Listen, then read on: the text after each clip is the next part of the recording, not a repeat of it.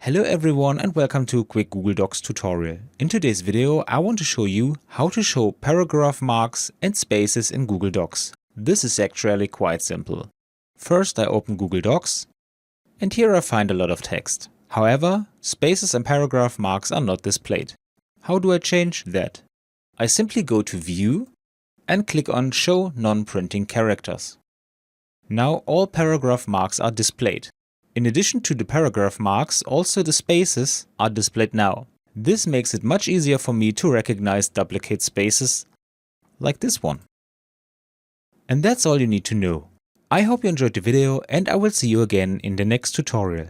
Until then, your tutorial guy. Bye.